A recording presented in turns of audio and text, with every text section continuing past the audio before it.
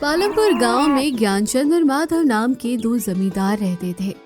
दोनों के पास आम के पेड़ का बहुत ही बड़ा सुंदर बगीचा था। ज्ञानचंद एक अमीर और घमंडी जमींदार था, तो वहीं माधव बहुत नेक दिल और ईमानदारी से काम करने वाला जमींदार। दोनों के विचार एक दूसरे से बहुत अलग थे। ज्ञानचंद न जाने कितने अलग अलग तरह के नुकसानदायक खादों का इस्तेमाल करके अपने आमों को जल्दी पका हुआ और मीठा बना देता है, लेकिन माधव बिना किसी मेल मिलावट के ही आमों को प्राकृतिक रूप से पकने देता है, जिस वजह से उसके आम ज्ञानचंद के आमों के मुकाबले काफी देर से पकते थे। जल्दी पके आम पाने के चक्कर में व्यापारी भी ज्ञानचंद के आमों को खरीद कर ले जाते थे। असल बात यही थी कि व्यापारियों को ज्ञानचंद के मिलावटी आमों के बारे में जानकारी ही नहीं थी। आज एक आम का व्यापारी ज्ञानचंद से पूछता है, ज्ञानचंद भाई, तुम ऐसा क्या करते हो जो तुम्हारे आम इतने बड़े होने के साथ साथ जल्दी पक भी जाते हैं, जबकि माधव के आम तुम्हारे आम से 1 महीने बाद पकना चालू होते हैं। उसका तो हर साल भारी नुकसान होता होगा। पेड़ पौधे भी प्यार के भूखे होते हैं भाई। बस उनको जितने प्यार से और जितने अच्छाई से देखभाल करेंगे तो उसका उतना ही अच्छा नतीजा वो दिखाएंगे। रही बात माधव की, तो उसको सिर्फ पैसों से मतलब है। वो अपने आम के पेड़ों की तो अच्छे से देखभाल ही नहीं करता, तो समय ज्यादा लगेगा ही ना। व्यापारी ज्ञानचंद की बातें सुनने के बाद उसे कुछ दिन बाद वापस आने की मोहलत देकर वहाँ से चला जाता है। इस बार जाते हुए रास्ते में वो सोचता है कि अगर ये इतने प्यार और ईमानदारी से आमों को उगाता है तो पूरे गांव वाले इसके बारे में बुरा भला क्यों बोलते हैं। वो ये सब सोचते हुए जा ही रहा था कि इसी बीच उसे गांव का एक आदमी आता हुआ दिखाई देता है। व्यापारी रुककर उससे पूछता है, अरे सुनो, ये तुम्हारे गांव का जो ज्ञानचंद जमींदार है, उसके आम इतनी जल्दी बड़े होने के साथ साथ पक कैसे जाते हैं? कहीं वो गलत तरीके से तो ये सब नहीं करता? गलत तरीका? अरे कहाँ जी रहे हो मालिक? वो तो ऐसे ऐसे खाद और दवाएं मिलाता है कि आम खाने वाला तो बिस्तर ही पकड़ ले। पूरे गांव को ये सब पता है, पर उसके डर से कोई कुछ नहीं बोलता।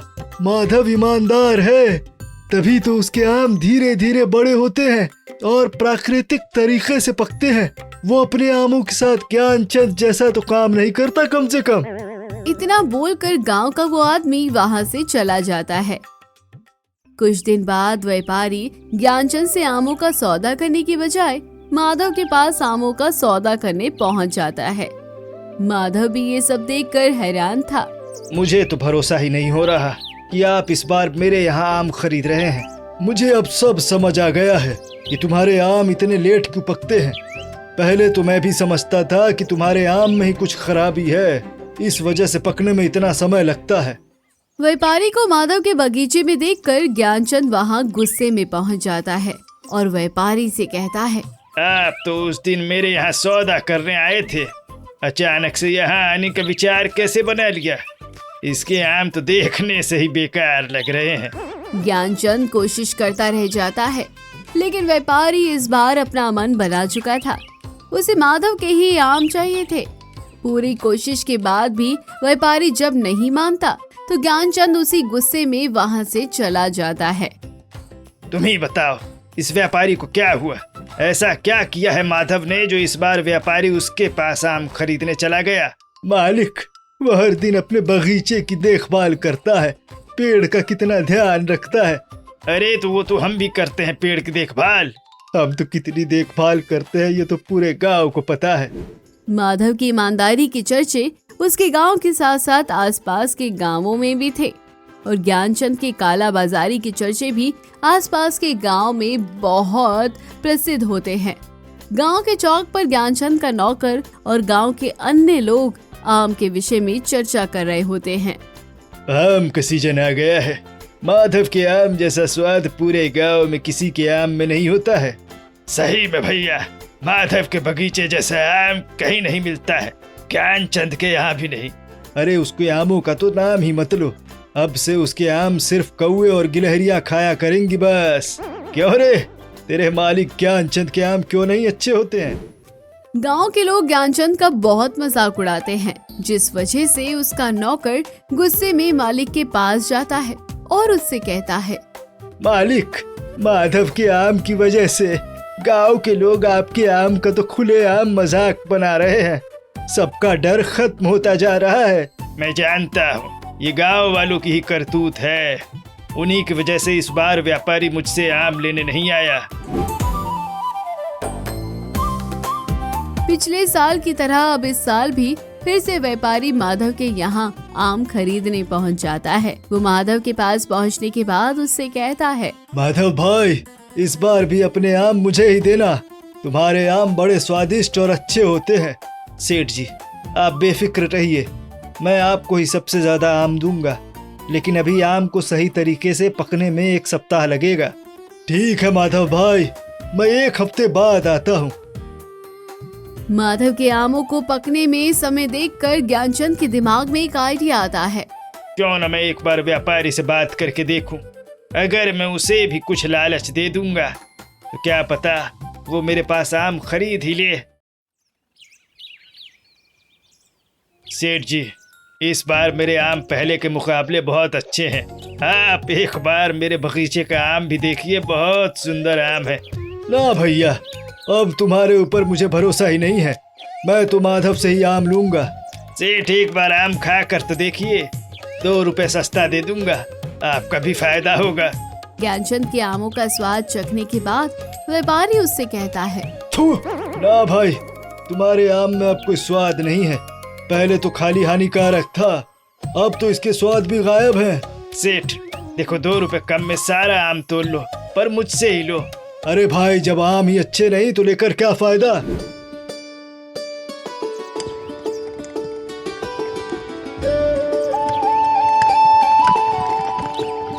इस बार भी माधव के सारे आम बिक गए, पर हमारे बगीचे के आम बिल्कुल भी नहीं बिके।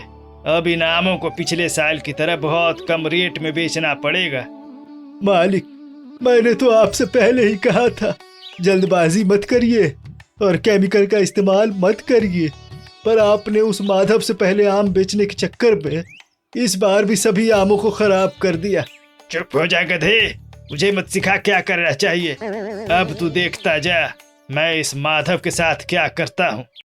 ज्ञानचंद अपने घर दूसरे गांव के 2 गुंडों को बुलाता है और रात के समय में माधव के बगीचे को जलाने के लिए ढेर सारा पैसा देते हुए कहता है, रात को पूरा बगीचा जला देना, एक भी पेड़ मत छोड़ना। वहाँ पर 2 बगीचे हैं, एक बगीचा मेरा है जिसके बाहर मेरा नाम लिखा है और दूसरे के बाहर माधव का, समझे? ठीक है मालिक, आप चिंता मत करो, हम सभी पेड़ जला देंगे। दोनों गुंडों के आने से पहले ही एक चोर बगीचे में आम चोरी करने के इरादे से आता है। इसी बीच गलती से उससे बगीचे में लगा हुआ बोर्ड गिर जाता है। चोर डर के मारे बिना आम चुराए बोर्ड की अदला बदली करके वहां से भाग जाता है। लगता है हम माधव के बगीचे के पास पहुंच गए। अबे अंधे, लगता क्या है ये बगीचा ज्ञानचंद का है तो दूसरा माधव का ही हुआ ना। जब तक तू बोलेगा तब तक कोई आ भी जाएगा। जल्दी से आग लगाकर भाग जाते हैं। गुंडों ने माधव की जगह ज्ञानचंद का ही बगीचा जला दिया।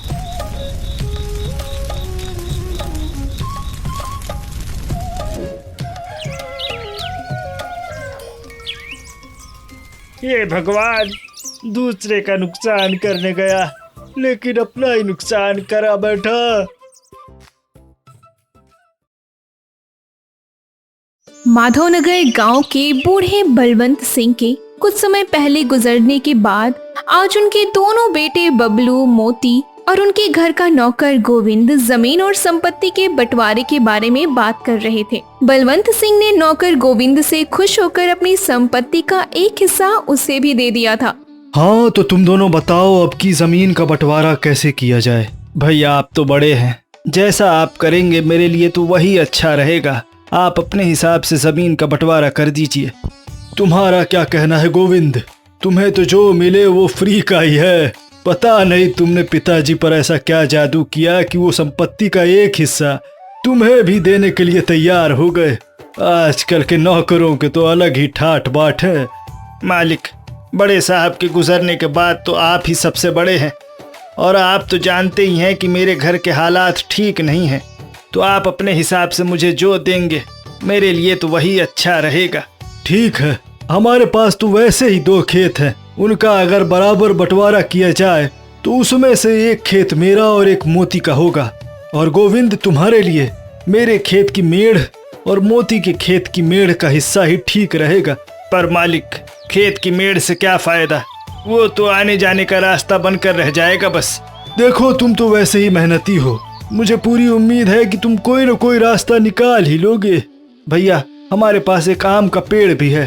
अरे हाँ, पेड़ का बंटवारा करना तो मैं भूल ही गया।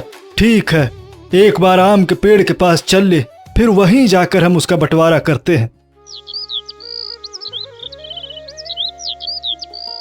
हाँ, तो इसमें लगे आम और उसकी डालियां मेरे और मोती के हिस्से जाएंगे, और सबसे महत्वपूर्ण पेड़ का जड़ गोविंद के हिस्से जाएगा। मालिक, बड़े मालिक के पास कुछ खजाने भी थे, आप उसका भी बंटवारा कर देते तो मुझे कुछ तो मिलेगा जिससे मैं अपने घर का गुजारा कर पाऊंगा। बबलू घर से खजाने का बक्सा लेकर आता है, जिसमें कुछ तो आज के जमाने के सोने के सिक्के थे और कुछ कई साल पुराने समय के सिक्के भी थे, जो थोड़े बहुत खराब भी हो गए थे। भैया, इसमें से कुछ सिक्के तो खराब हैं, अब इन सब का बराबर बंटवारा कैसे होगा? आसान है, इसमें से जो सिक्के आज के हैं वो मेरे और तुम्हारे लिए होंगे, और जो सिक्के थोड़े पुराने हैं वो गोविंद के लिए ठीक रहेंगे। क्यों गोविंद, तुम्हें हिस्से में से सब कुछ बराबर ही मिला है ना? कहीं कोई बेईमानी तो नहीं हुई ना हमसे? नहीं मालिक, मैं तो एक नौकर हूँ, आपने मुझे इतना दिया वो भी बहुत है।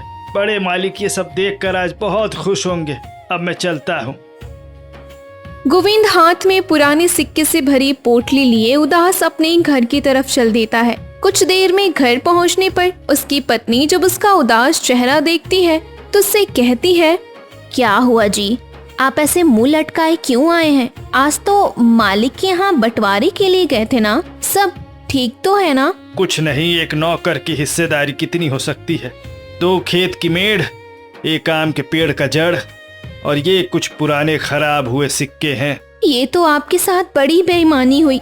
बड़े मालिक ने तो सबको बराबर हिस्सा देने की बात कही थी, लेकिन उनके बेटे ने तो आपको कुछ भी नहीं दिया। तभी तो बड़े मालिक थे, उनके रहते अगर सब बंटवारा हो जाता तो मैं कम से कम अपना घर तो अच्छे से चला पाता। अब तो कोई उपाय ही नहीं है। कोई बात नहीं, मैं ये सिक्के सुनार के पास बेच कर देखता हूँ, कुछ तो मिलेगा इससे। आपको उन दोनों भाइयों को मजा चखाना ही होगा। ऐसे हाथ पर हाथ रखकर बैठने से कुछ नहीं होने वाला। इधर दूसरी तरफ बबलू और मोती दोनों भाई घर पर। देखा हमारा प्लान कैसे काम कर गया? पिताजी ने जो गलती की उसको हम दोनों ने सुधार लिया। पिताजी तो भोले भाले आदमी थे, उनको बेवकूफ बनाकर गोविंद ने बराबरी का हिस्सा पाना चाहा, लेकिन वो हमें बेवकूफ नहीं बना सकता। हम पिताजी की तरह भोले भाले नहीं। अगली सुबह गोविंद सिक्के की पोटली लेकर सुनार के पास जाता है और सारे सिक्के उसे खरीद लेने के लिए कहता है। नहीं गोविंद भाई, ये सिक्के मेरे किसी काम आने वाले नहीं हैं। एक तो काफी पुराने हैं, ऊपर से खराब भी हो गए हैं। अगर मैं इन्हें साफ भी करवाऊंगा तो सफाई का खर्चा तो इतना ज्यादा हो जाएगा कि इसे बेचकर मैं कभी मुनाफा नहीं कमा सकता। मैं तो क्या, कोई और भी सुनार इस नुकसान को लेने के लिए तैयार नहीं होने वाला। गोविंद अपनी किस्मत को मन ही मन कोसते हुए आ ही रहा था कि गांव का सेठ उसे रास्ते में मिल जाता है। अरे गोविंद, कहाँ से मुंह लटकाए आ रहा है? सुना है कि तुझे बबलू और मोती दोनों भाइयों ने मिलकर ठग लिया है। हाँ मालिक, बड़े मालिक बलवंत सिंह जी के जमीन का बंटवारा दोनों भाइयों और मेरे बीच बराबर होना था, लेकिन उन्होंने मुझे खेत की मेड़ और ये सड़े हुए सिक्के पकड़ाकर मुझे बता दिया कि मैं उनकी नज़र में सिर्फ एक नौकर ही हूँ। चिंता मत कर, उन दोनों भाइयों को तो मैं सबक सिखाऊंगा। उन्होंने मेरे साथ भी धोखा किया है। तू अब मेरे खेत पर काम करने आ जा। वो दोनों अब तुझे ऐसे में काम तो देने वाले हैं नहीं। जी मालिक, उन्होंने मुझे काम से भी निकाल दिया है। मैं कल से ही आपके खेत पर काम करने आ जाऊंगा। गोविंद अपने घर पहुंचता है तो देखता है कि उसके घर के बाहर बैठी हुई चिड़िया चावल के दाने खा रही है। ये देखते ही वो गुस्से में घर के अंदर जाकर अपनी पत्नी से कहता है, हम लोग भूखे मर रहे हैं और तुम इस चिड़िया को हर रोज खाने के लिए दे देती हो। क्या करती, सुबह से ही ये चिड़िया घर के बाहर घूम रही थी, इसलिए मैंने खाने के लिए दे दिया। किसी जीव को ऐसे भूखे मुझसे नहीं देखा जाता। गोविंद लता को सोने के सिक्के और गांव के सेठ से हुई बातों के बारे में सब कुछ बताता है। अगले दिन वो फावड़ा लेकर सेठ के यहाँ काम करने पहुंच जाता है। आ गया, आजा गोविंद। देख, तुझे अगर उन दोनों भाइयों को सबक सिखाना है तो मेरे पास एक उपाय है। नहीं जाने दीजिए मालिक, मैं कहाँ बड़े लोगों से बदला लेता रहूंगा। अरे पर ये भी तो सोच, तू जिसका हकदार था वो तुझे उन दोनों भाइयों ने नहीं दिया।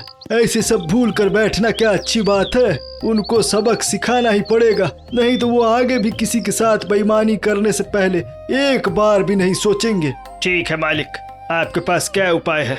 देख, बबलू ने खेत में आलू लगाए हैं और उसने खेत को पानी से भर दिया है। अब उसकी मेड़ तो तेरे हिस्से में है, तो क्यों न तू उस मेड़ को काट दे ताकि उसका सारा पानी बह जाए और बिना पानी के उसकी खेती खराब हो जाए। इससे तेरा बदला भी पूरा हो जाएगा और तूने खुदाई तो अपने मेड़ की ही करी होगी ना। सोच, उसके खेत को तो तुझे हाथ भी नहीं लगाना पड़ेगा। ऐसे ही तू अपने आम के पेड़ के साथ भी कर सकता है। जड़ तो तेरी है, तू उसको काट कर अपने जलावन के इस्तेमाल में लगा ले। फल तेरा नहीं तो उसका भी नहीं होगा। हाँ मालिक, सांप भी मर जाएगा और लाठी भी नहीं टूटेगी। गोविंद सेठ की बात से सहमत हो और अपने मेड़ को काट देता है, जिससे बबलू के खेत का सारा पानी बह जाता है और उनकी फसल खराब हो जाती है। उसके बाद वो आम के पेड़ के जड़ को काट देता है, जिससे कि कच्चे आम भी आगे नहीं पक पाएंगे। अगली सुबह अच्छा, तो मेड़ काट कर गोविंद ने हमसे बदला लिया है। इसको तो कुछ देना ही नहीं चाहिए था। नौकर पर दया करके हमने गलती कर दी। अब मैं इसको नहीं छोड़ने वाला। बबलू और मोती राज्य के राजा के पास गोविंद की शिकायत लेकर जाते हैं।